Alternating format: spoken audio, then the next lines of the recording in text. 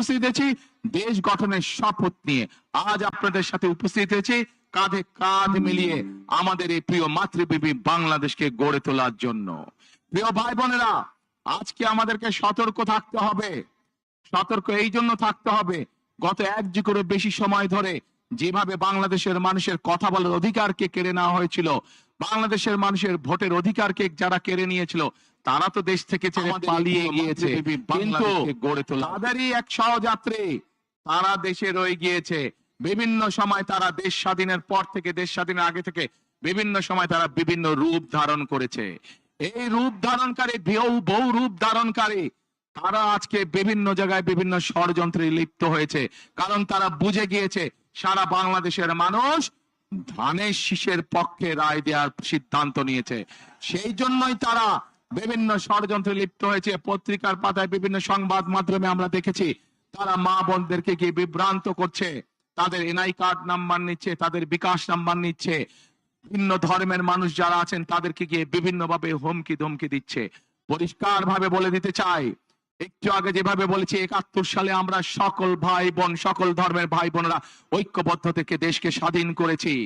২০২৪ সালের গণ অভ্যুত্থানে আমরা সকল ধর্মের ভাই বোনেরা ঐক্যবদ্ধ থেকে স্বাধীনতাকে রক্ষা করেছি।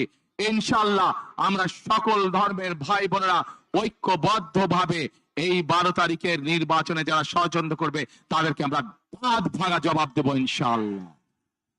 প্রিয় ভাই বোনেরা, সামনে লক্ষ্য, সামনে উদ্দেশ্য একটাই।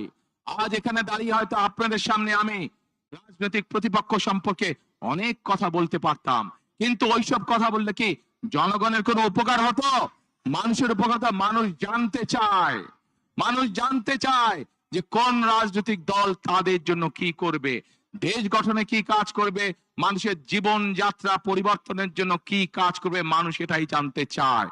আজ একমাত্র বিএনপি একমাত্র দল যারা পরিষ্কার ভাবে দেশের মানুষের সামনে তুলে ধরতে সক্ষম হয়েছে যে বিএনপি মা বোনদের জন্য, নারীদের জন্য কি করবে, বিএনপি কৃষকদের জন্য কি করবে, বিএনপি তরুণ যুবকদের জন্য কি করবে, তরুণদের জন্য কি করবে, বিএনপি আগামী দিনের ভবিষ্যৎ শিশুদের শিক্ষা ব্যবস্থা কি করবে, বিএনপি এই দেশের মানুষের স্বাস্থ্য ব্যবস্থা সম্পর্কে কি করবে, সকল পরিকল্পনা বিএনপি জাতির সামনে উপস্থাপন করেছে। প্রিয় ভাই বোনেরা, আজ কাজ একটাই, আমাদেরকে দেশ গঠনের কাজে মনোনিবেশ করতে হবে, আমাদেরকে দেশ গঠনের কাজে শপথ গ্রহণ করতে হবে। আজকের এই জনসভা আমাদের দেশ গঠনের শপথ হোক। আজকের এই জনসভা আমাদের আগামী দিনের দেশ গঠনের প্রতিজ্ঞা হোক। আছেন নাকি আপনারা আমার সাথে?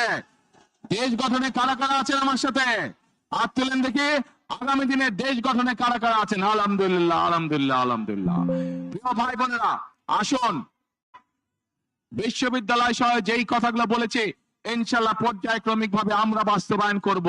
তার আগে বাংলাদেশের প্রিয় জনগণ, প্রিয় ভাই বোন, আপনাদেরকে আপনাদের পরিকল্পনা বাস্তবায়ন করতে হবে। অর্থাৎ ১২ তারিখে কোথায় সিল দিবেন?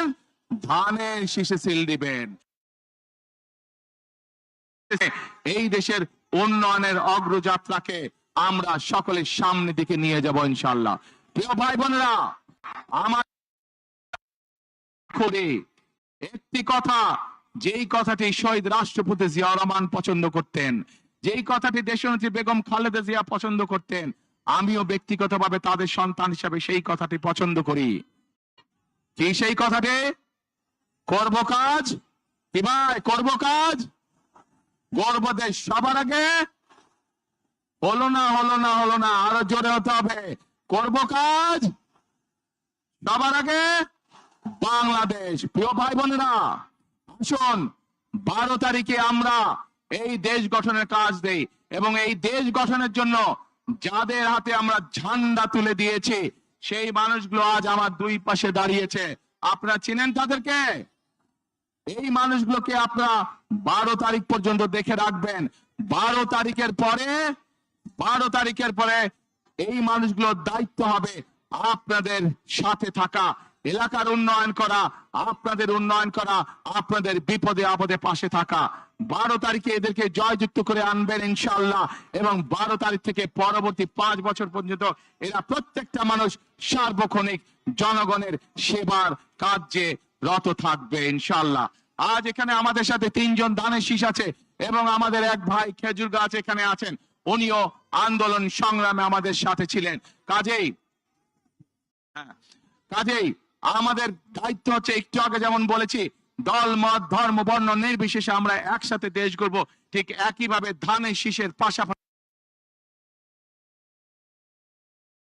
আমাদের পাশে থাকা 12 তারিখে যে প্রার্থী আছে তাকেও আপনারা দেখে রাখবেন। এই মানুষটিকে সাথে নিয়েও আমরা ইনশাল্লাহ দেশ গঠনের কাজে হাত দেব। কাজ করতে চাই,